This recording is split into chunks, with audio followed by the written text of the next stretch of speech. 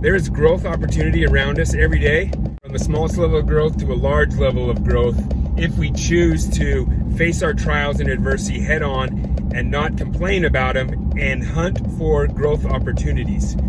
In fact, adversity is a way to open a door and discover hidden talents that we otherwise would not have known we had we not been to face this adversity. And a key talent or awareness or blessing that I have attained through adversity is understanding the effectiveness of critical thinking, critical perception, of analyzing my thought, conducting cognitive behavioral therapy. It has greatly opened my mind, my perception, my understanding, and has created an analysis machine in my head that is constantly making sense and breaking apart of every variables that run into my mind.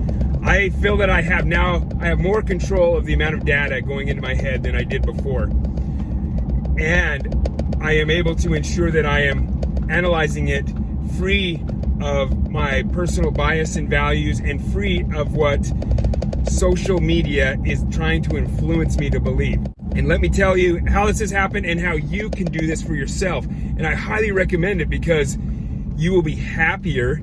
You will learn so much about yourself. You will understand yourself a lot better.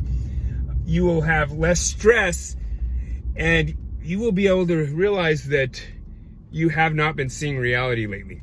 And so what I've been doing, so in 2017, I had a couple TBIs. I was S3 and XO with the GRF and the 82nd. Things were rolling fast. I didn't have an excuse or time to let my cognitive issues get in the way. So I began to do some cognitive exercises, began studying the brain more, and had a good handle on that. And then my sleep apnea issues that I've had for about 4 years have really kicked in bad lately, causing all kinds of neurological issues due to the lack of oxygen and the fight for flight response constantly throughout the night.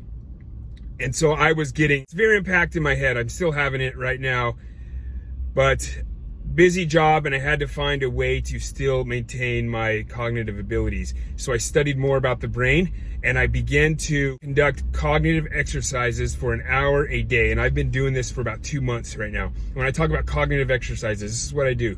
So right now, typical morning for me, I wake up, I'm so freaking tired, I can barely open my eyes. I go and get some liquid caffeine and drink it, and it starts kicking in a few minutes. And then I take these other pills that kick in an hour and keep me good for about 5 hours throughout the day.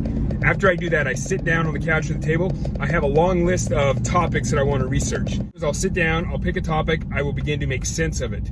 It will lead me to research other things, and then I will end up writing it and typing up kind of a paper and properly sourcing it, either Turbian or APA, depending on what the topic is.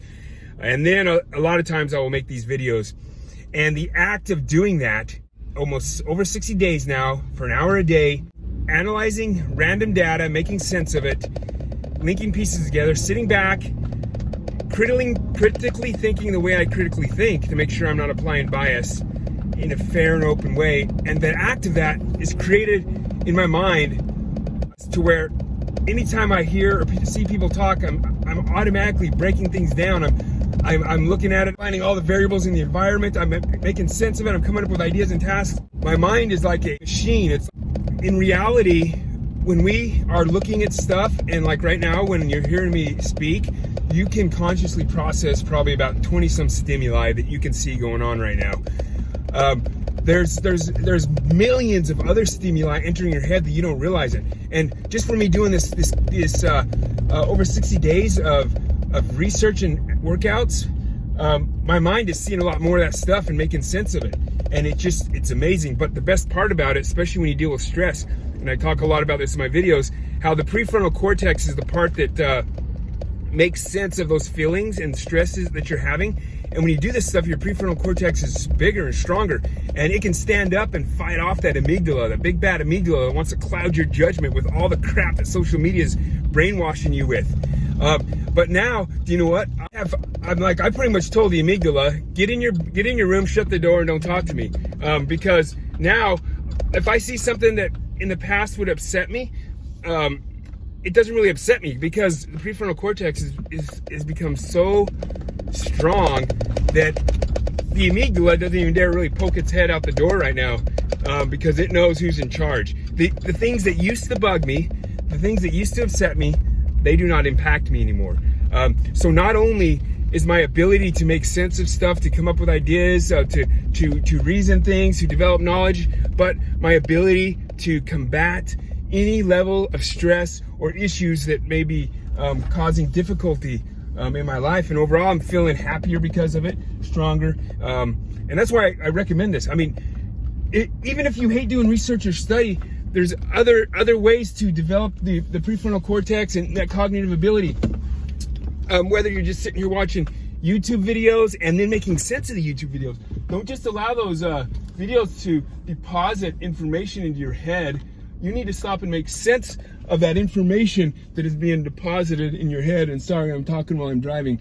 But find a way. And if you want help on trying to find a way to make sense of stuff, message me or something. I'll help you out with that. Sorry, I was rambling fast and driving. Hope this helped.